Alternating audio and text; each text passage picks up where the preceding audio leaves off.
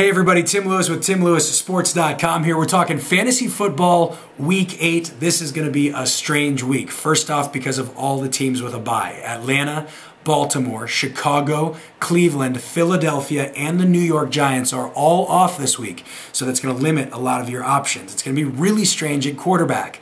Brett Favre has 2 fractures in his ankle. He's listed as questionable right now, not out.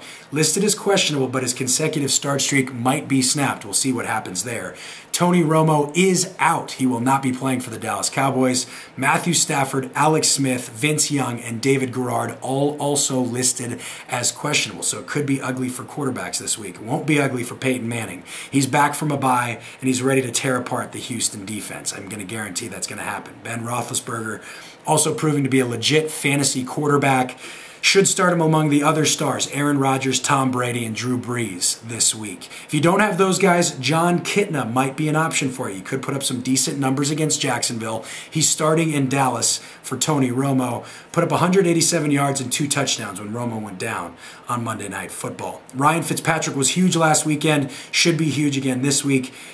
Taking on Kansas City, so he's a guy to possibly pick up if you don't have one of the stars. My sleeper of the week is, if he plays, Matthew Stafford. He hasn't played since the first week of the season, but the Lions are facing Washington. They have the 2nd worst pass defense in the NFL, so we might be able to put up some numbers for you. A lot of people asking me, what's the story with Kyle Orton?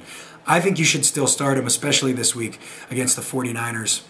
San Francisco has surrendered 11 passing touchdowns this season, so Kyle Orton could put up some big numbers again this week. If you have questions about quarterbacks this week, I don't blame you. Feel free to get in touch with me. We'll try to figure out what's best for your team. There are some injuries to keep an eye on at running back as well. Joseph Addai is listed as questionable for Indianapolis. Reggie Bush going to test out his leg. We'll see what he does there. Listed as questionable at this point as well in New Orleans. Steven Jackson, this seems like a trend every single year. Listed as questionable. I'm going to say he's going to play this week. Carolina's DeAngelo Williams also has a foot injury, so keep an eye on his status, especially owners of Jonathan Stewart, who drafted him, thought he'd put up some big numbers for you this week, or this year, could put up some big numbers for you this week, finally might pay off for you if DeAngelo Williams is out. Thomas Jones, Jamal Charles, I expect them to have big weeks again this week. They should put up solid numbers against a very weak Buffalo Bills rush defense. Clinton Portis is out again this week as well, so Ryan Terrain gets another week at running back for Washington. Has a very favorable matchup. Frank Gore and Arian Foster also have weaker opponents this week, so they should be big. A couple of sleepers to keep an eye on. Beanie Wells faces Tampa Bay, and on the other side of the ball, LeGarrette Blount takes on the Arizona rush defense. LeGarrette Blount ran the ball 11 times for 72 yards last week, both career highs. Seems like he might be becoming the guy in Tampa Bay, and he could have a good week against Arizona this week. Again, the Cardinals' rush defense sucks. Seattle running backs Marshawn Lynch and Justin Forsett also have some good potential against Oakland this week. I lean more towards Lynch than I do Forsett. Speaking of Oakland, welcome back Darren McFadden, 4 touchdowns. Goodbye, Michael Bush, and your fantasy football value. Aren't too many injuries to report at wide receiver. San Diego's Malcolm Floyd is a guy to keep an eye on. He has a hamstring injury. I don't expect him to be back. That could mean good things for Patrick Creighton again. He had 7 catches for 82 yards last week. Watch out for Indianapolis's wide receivers this week. Reggie Wayne, Pierre Garcon should be huge. Austin Collie is out. That could mean Anthony Gonzalez, if he does return from an ankle injury, could have some value this week. Again, Indy should put up some big numbers against Houston. Calvin Johnson should be a solid start against Washington.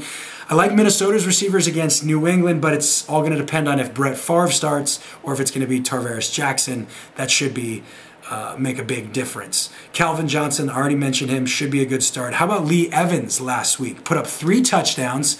Steve Johnson also did well in Buffalo, should do well against this week as Kansas City is their pass defense that they're up against.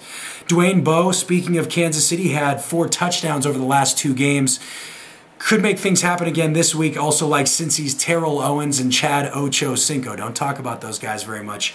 But Cincinnati, the way they passed the ball last week, should be passing the ball more often, and those guys will be benefactors. Keep an eye on Dez Bryant as well. John Kitna really seemed to like him on Monday Night Football. Could put up some big numbers again this week. Seems like the same players keep rising to the top at tight end. Antonio Gates, Zach Miller, Vernon Davis. Heath Miller's value is actually climbing a little bit with Ben Roethlisberger at quarterback. Heath Miller's gone for 80 yards and a touchdown combined over the last 2 games. And that's pretty decent points for a tight end. I also really like Detroit's Brandon Pettigrew. He loses some receptions at tight end to Tony Scheffler, but I really like them this week because Detroit, again, has that favorable matchup against Washington. Not even really sure how you say this dude's name, Jacob Tam. Correct me if I'm wrong. He's playing in Indianapolis for Dallas Clark. It seems like Peyton Manning can make anyone a superstar. Tam might be one of the next players that he turns into a really big deal. I think it's worth taking a flyer on Tam, if that's how you say his name, a gamble on him, see what happens. At least worth having on your bench and see how it all shakes out in Indianapolis. Start the usual suspects on defense as well. The Steelers, Packers, and the Jets. I like those guys this week. Believe it or not, I like the Lions. I even like New England with the uncertainty at QB in Minnesota. And I also like the Rams this week. Really, I'll pick anybody who takes on Carolina. They're not very good, except for maybe the 49ers who can't beat them. That was kind of a poke at the 49ers, I guess. That's it for this week. I really look forward to your questions. Again, I expect this to be a strange week, so I'm expecting questions to flow in. If you're watching this on YouTube, feel free to leave a comment there. You can also leave a comment on my website as well. Again, timlewissports.com.